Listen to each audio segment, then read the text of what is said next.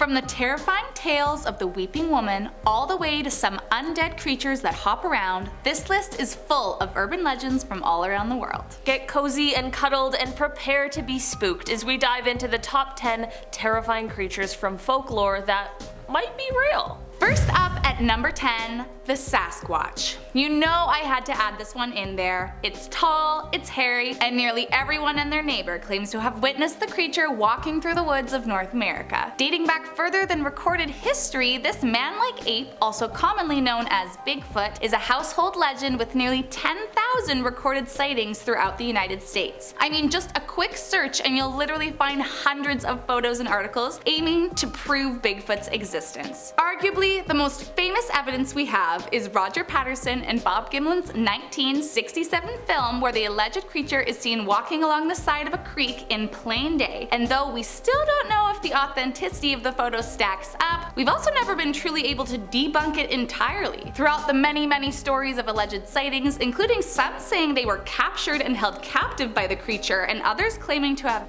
spotted the Sasquatch roaming around the woods, many scientists still attribute the sightings to either hoaxes or misidentification of known animals, usually black bears. But what do you think? Are you a believer in Bigfoot, or do you think it's all just one big lie? In our number 9 spot today we have Takolshi. This creature originated in South Africa and it appears in Zulu mythology. It is said that this creature is quite short, but very frightening. What it lacks in height, it makes up for in a vertical better than Michael Jordan in his prime. Legend has it that this creature likes to jump on people's chests at night while they are sleeping so that it can steal their breath away. Aside from the whole jumping thing, it is said that this creature is also quite fast, and one random fact is that it apparently loves curdled milk, which is disgusting. So while he's stealing your breath, I guess you just have to sit there smelling his hot milk breath. 0 out of 10 trade-off. There is a way to protect yourself against him, and that is by putting your bed on high bricks. This is because if the bed is raised too high, then this malevolent being won't be able to jump up on your chest to complete its breath-stealing work. Coming in at number 8, we have the Canadian folklore monster, the Ogopogo. If you grew up in the Okanagan Valley of British Columbia, I'm sure you heard a story or two about this mythological sea creature. But could it be that there's more to the Ogopogo than we thought? The myth dates back thousands of years, with Salish indigenous people having passed along the stories about a spirit in the lake, which turned into what we now call the Ogopogo once the white settlers landed and began altering the stories. Described as a serpentine creature with smooth-like skin and a length of up to 50 feet, it's said to move at incredible speeds, using its powerful tail as a propeller to speed through the lake. The first alleged sighting dates back to 1872 by a woman named Susan Allison, who was the first white settler to live in the region, but she's not been the only one to come forward with the so-called evidence.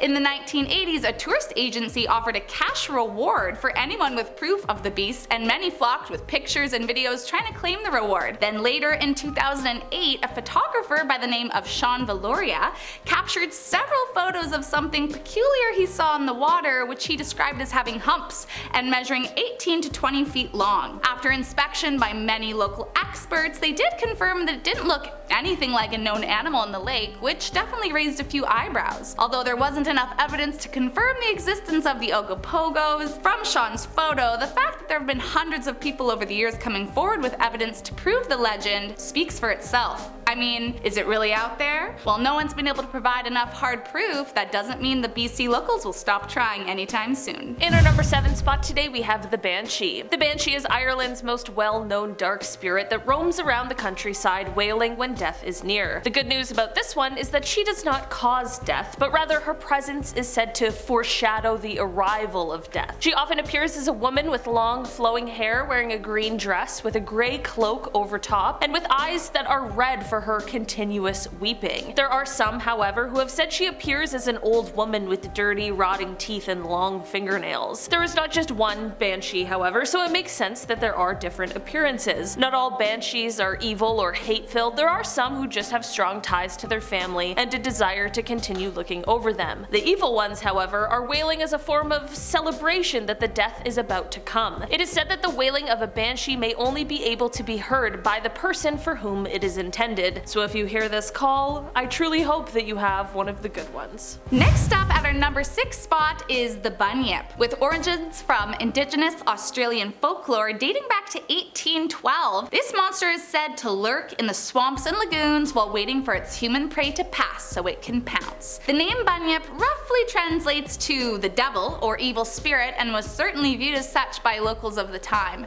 These terrifying monsters are most often described as being seal-like and measuring 4 to 6 feet long with a shaggy dark coat and possessing a loud roar that's heard before their vicious attack. In the early 1800s, an English convict, William Buckley, escaped a penal colony and found himself living with the local indigenous people, for which he later wrote a biography detailing his life. In 1852, Buckley wrote that he saw the bunyip while living among the Aboriginal people, and according to his account, the bunyip was an extraordinary amphibious animal with gray feathers covering its back and devoured a woman from his community. As legend states, they apparently preferred women for their prey. Throughout the 1800s, many discovered unusual bones and fossils at the site of swamps and lagoons, only piquing curiosity of this tale further. Then in 1846, one particular obscure skull was put on display at the Australian Museum for 2 days, at which time hundreds of alleged bunyip sightings came out of the woodworks, including a group of men who claimed to have seen a stranger disappear while they were on a boat only a yard away from them. So what do you say? Are you feeling brave enough to test out the swamps of Australia to find out for yourself? In our number 5 spot today, we have La Llorona. The weeping woman is actually named Maria, and she is from Mexico. She has long black hair and is known for her greedy heart. When she was alive, the man she loved would not love her back, and the legend says that because of this, she did some very horrible things. Realizing the terrible things she did in her fit of rage, she ended up throwing herself into the ocean. After her passing, because of her sins, heaven would not allow her in, and instead she was condemned to wander the world in eternal grief. When people see her, she is usually walking, wearing all white and soaking wet. Legend says that sometimes she snatches people up as she mistakes them for her own children. It is said that she can be summoned by going into the bathroom, turning all of the lights out, and splashing water on the mirror before you say her name 3 times. Try it if you dare. Coming in at number 4, the Kraken. The subject of many a superstitious sailor, this creature originated from Scandinavian folklore and is depicted as an aggressive, cephalopod-like creature capable of destroying entire ships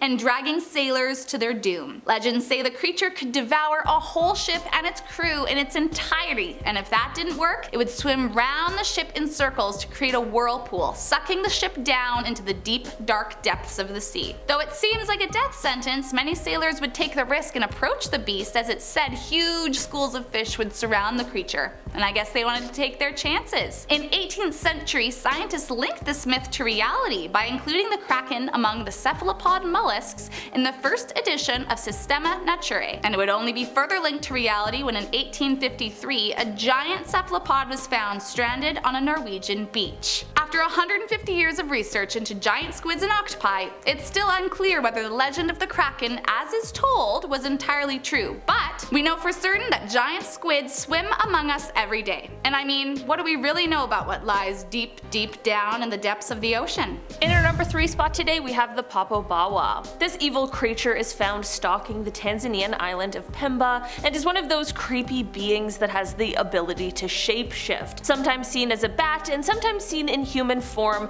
the creature prefers to come out at night and anyone is a target, although it definitely prefers men. The legend of the Popobawa has had people on the island scared since the origins of the story, especially a few years ago when there was actually a real-life string of attacks on men in the area which were being tied to this demon. The important part of this one is that those who encounter the evil creature must tell others and spread the word. If they fail to do this, the Popobawa will continue to attack, and we all know that that is just not good. During times when people are worried about being attacked by this creature, many people can be seen sitting outside of their homes at night, often huddled around an open fire with their friends and family, as when people are in their homes sleeping is when the creature most likes to attack. In the number 2 spot, we have the truly terrifying Chupacabra. Derived mainly from Puerto Rico and Mexico, the Chupacabra literally translates to goat sucker. This mythical legend is reported to attack and drink the blood of livestock. Oddly, it seems like no one can land on a unifying description, with many in Puerto Rico saying it resembles a more reptilian-like creature the size of a small bear with prominent spines lines from head to tail. Others alleged sightings from the southwest United States have depicted it as more dog-like. The legend began back in 1975 when a small Puerto Rican town by the name of Moca experienced a devastating loss of their town livestock, finding them drained of their blood by several small circular incisions. Originally, the town suspected the horrors to be linked to a satanic cult, but a few years later in 1995, another 8 sheep were found to have the same fate. To make matters worse, a few months later, a woman named Madeline Tolentino claims to have witnessed the creature, where it would later be found that another 150 farm animals and pets were reportedly killed, with these animals dropping left, right, and center. It's no wonder locals started suspecting the culprit to be the legendary Chupacabra. But what say you? A satanic cult or the work of a blood-sucking creature? In our number 1 spot today, we have La Ciguapa. The legend of the Ciguapa comes from the Dominican Republic, and it is a group of small feral women who inhabit the mountainous areas. They wait in the shadows, lurking around, waiting to capture lonely men. They have extremely long hair that covers their small, thin bodies, and they also have dark blue skin and backwards feet. They are nocturnal creatures, and because of their feet, it is hard to track exactly which way they are going, if tracking their footprints. Not only do they capture the men in order to take their lives, but it is also said that if you look one in the eye, you'll be bewitched. Legend says that the only way to defeat one of these creatures is to capture them by tracking them at night, during a full moon, and with a black and white dog with an extra toe. That is definitely one of the most specific things I've ever heard, but that is what the legend says, and I'm not trying to take any kind of chances here. Alright guys, that has been our list for today. Thanks so much for checking it out. I've been one of your hosts today, Olivia Kozlowski. And I'm Kennedy Lettingham. We'll see you next time. Bye.